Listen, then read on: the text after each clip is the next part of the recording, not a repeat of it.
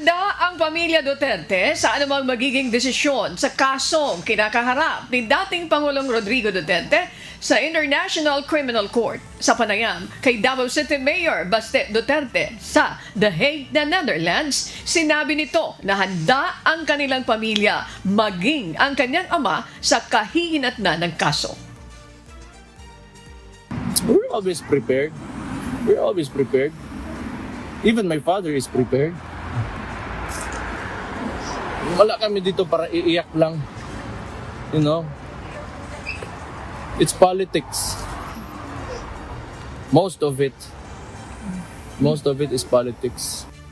Nagbahagi rin ito ng tungkol sa kalagayan ng kanyang ama sa loob ng detention center na ayon sa kanya ay pumayat na dahil sa sitwasyon nito. Of course, lahat naman siguro pag ikaw nilagay sa detention unit, you get depressed, you know, you don't want to eat the food because wala kang gana. I think that's natural for everyone, huh? Samantala, sinabi rin ni Mayor Baste na wala siyang balak tumakbo sa mas mataas na posisyon sa susunod na eleksyon. Okay, so for today's video po, unang-una i-clarify ko or i-discuss ko po kung ano yung immediately next na mangyayaring steps since yun nga po, na-declare sufficient in substance na. And then pangalawa po, i-discuss ko yung mga very interesting legal questions dito, which is whether or not pwede po ba talaga gamitin as an impeachable offense yung mga alleged bribery na ginawa ni VP Sara during her time as DepEd Secretary. And then yung tungkol din po sa SALE niya, i-discuss din po natin yon. Okay? So una po, basics muna tayo ng impeachment. So currently po, kung ako ang tatanungin ninyo, nasa ano na po tayo? Nasa of the impeachment complaint.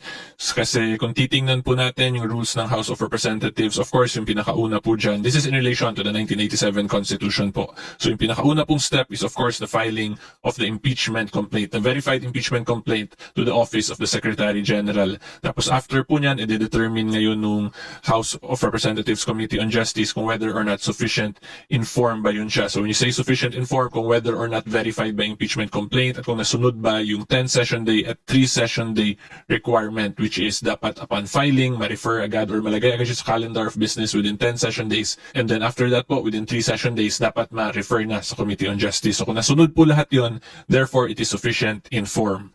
Okay, and then next po, yung pinaka-current na nangyari today is dinetermine na po ng House of Representatives Committee on Justice na sufficient in substance yung impeachment complaint against VP Sara. So when you say sufficient in substance po, yung isang impeachment complaint, this is very straightforward lang din naman po. Makikita nyo yung definition dito, yung exact legal definition. So basahin nyo na po to.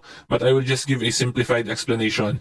So that means po if you look at the ultimate facts and evidence that is submitted by the complainant, ay ang magiging conclusion po ninyo ay mukhang may impeachable offense talaga na ginawa yung impeachable officer. So in this stage, hindi pa talaga strictly tinitingnan yung admissibility and the probative value of the evidence. It's more on parang pinadaanan lang yung basa. Tapos kung ikaw po ay isang reasonableng tao tapos yung maging conclusion mo ay mukhang may impeachable offense nga, edi pwede na po yun ma-constitute as sufficient in substance. Okay? And the reason po kaya yan ganyan is because of this. Kasi like what I discussed, di ba, nasa ano na po tayo, nasa 4th stage of the impeachment complaint. Therefore, ang next step niya ngayon is ito po, the respondent shall answer the complaint within 10 days from receipt of notice.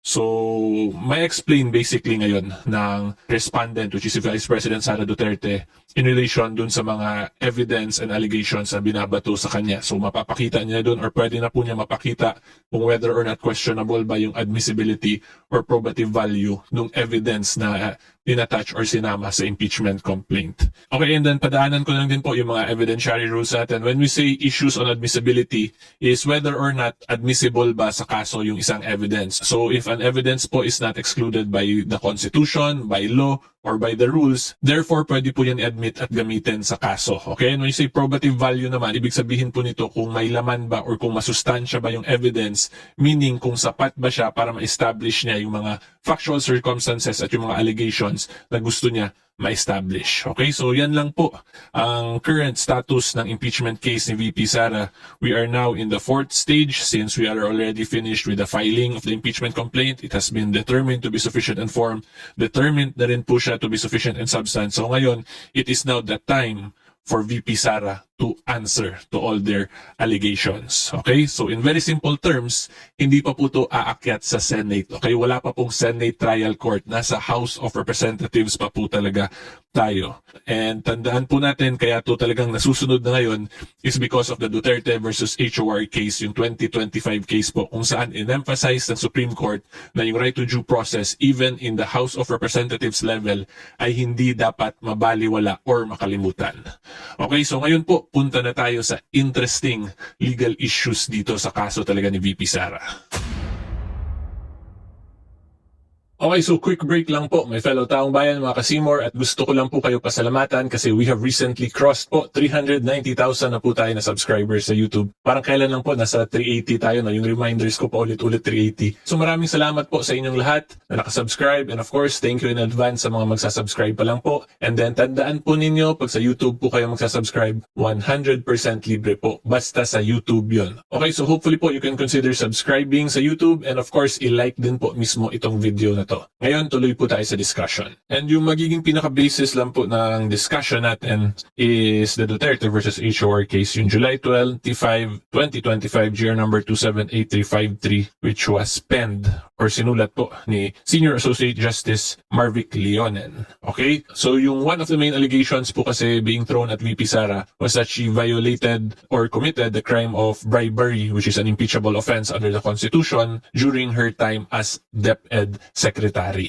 Okay, so yung question po talaga natin, pwede ba gamitin as an impeachable offense yung alleged violation niya sa ibang office or in a different capacity? Kasi tandaan po natin, di ba, magkaiba naman po yung Office of the Vice President and Office of the Department of Education Secretary. Kaya nga yung tawag, OVP, tapos DepEd Secretary. Okay, so yan lang po ang pinakauna natin iti-take note dyan. And then, pangalawa po is this one.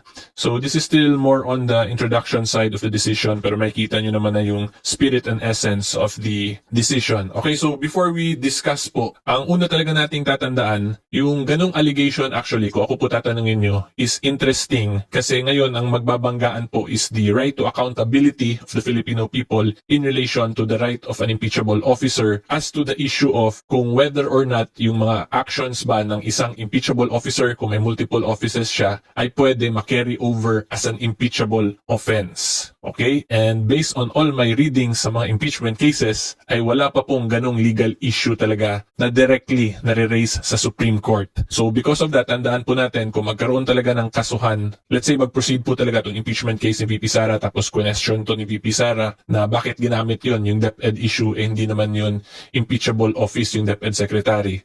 So this will now be also a case of first impression or a matter of first impression, assuming magtuloy po talaga sa kasuhan. Okay, so yan, kaya ko po nasabi na interesting siya. Currently, ang sa side nito or magiging defense ni VP Sara will most likely be this one.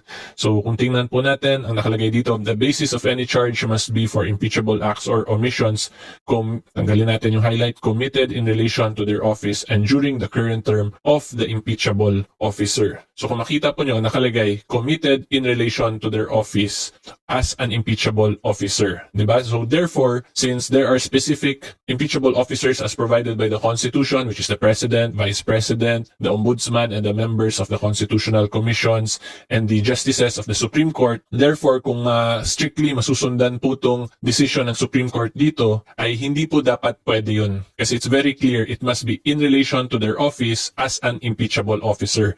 And yung DepEd Secretary naman po is not an impeachable officer. Diba? That is a completely different office. And tandaan po kasi natin, in government offices, each office is distinct from another. Diba? They have their own juridical capacity and personality. Kaya nga po magkaiba yung title ng bawat offices. So in this case, ang tawag, Office of the Vice President, and then yung kabilang office naman po is Office of the Department Secretary. Pangalawa, magkaiba din po yung duties and functions yan, which is of course yung liabilities ay magiging magkaiba din. Okay, so yan yung argument for the side ni VP Sara na nakikita ko dito. And then of course for the side of the prosecution, And then, of course, for the side of the prosecution, yung pinaka-i-insist talaga nila dyan is the right to accountability of a public officer, considering na in this case, sa case po ni VP Sara, sabihin na lang natin unique din to, considering na the impeachable officer occupied another office at the same time. Therefore, she is the vice president at all times despite her functioning as a department secretary. So, dapat makumingal yun, yung dalawang actions niya in order to fully enforce the right to accountability. Yan yung mga nakikita kong arguments on both sides. Pero for complete transparency po, kung ako talaga ang tatanungin ninyo, sa tingin ko, mas stricto tong papaboran ng Supreme Court itong decision na to na it must be in relation to their office and for the current term of the impeachable officer or during the current term of the impeachable officer.